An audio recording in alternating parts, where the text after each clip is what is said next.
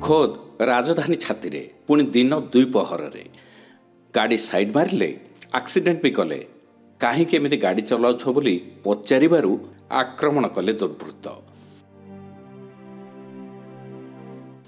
भुवनेश्वर शहीदनगर थाना अंचल घटी एभली घटना।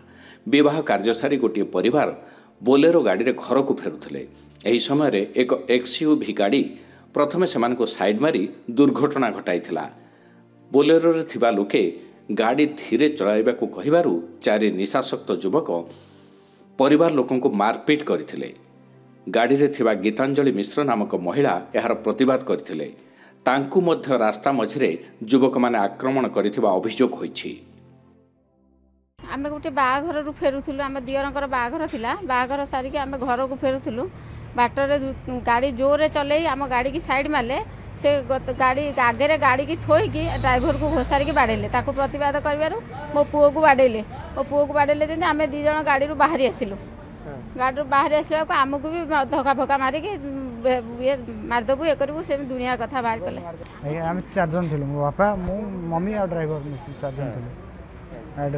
फास्ट आवे जाउथलु गाड़ी नेकी से बापट ओवरटेक कले जेंति गाड़ी बाड़ी भाई जन ड्राइवर भाई जन देखी अटकेले गाड़ी। एटू अटकेला पर से ओल्हे के आसिले गाड़ी कहले कि गाड़ी किछि हेइन न तो मार देतंतु एतंतु। एटू ड्राइवर भाई का तंटी धइले।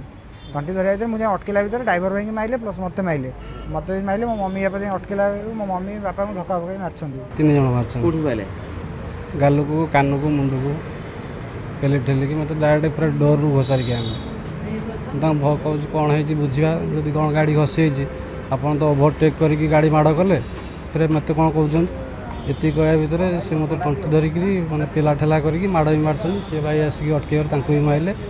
से तांको बापा आसिक अटकेवर कहले बुढ़ा बुढ़ा कहिकरी मारले। मैडम आसला मैडम गाड़ी गुलस कले। घटनास्थल रे शहीदनगर पुलिस जदि पहुंची न थांता हुए तो आउ किछि अघटन घटी जाई थांता। पुलिस पहुंची महिला एवं तांको परिवार लोकों को उद्धार करने सह 4 युवकों को निज कब्जा को नहीं पचरा उचरा करिछि। सेपटे राति रे ड्रंक एंड ड्राइव एवं ब्लॉकिंग चेकिंग करा जाउथिबा बेले दिन द्विपहर रे निशासक्त होई एभली कांड करि बसुछंती लोके। गोटे परिवार को बीच रास्तार आक्रमण घटना एवं स्थानीय अंचल रे चहल सृष्टि करिछि। तेणु एभली घटना रे पुलिस दृढ़ कार्यानुष्ठान नेबाको दाबी होइछि। तेबे ए नहीं पुलिस किंबा अभियुक्त युवक मानकर प्रतिक्रिया मिल पार नाही। 2 दिन पूर्व महिलांक सुरक्षा पाई कमिशनरेट पुलिस हर नाम एक टीम गठन करिछि। तेबे आज महिलांक ऊपर बीच रास्तार आक्रमण एबे आलोचनार विषय होइछि। भुवनेश्वर भिडियोग्राफर शुभ्रकांत नायक सह सौम्यरंजन सेठी का रिपोर्ट, के न्यूज ओडिशा।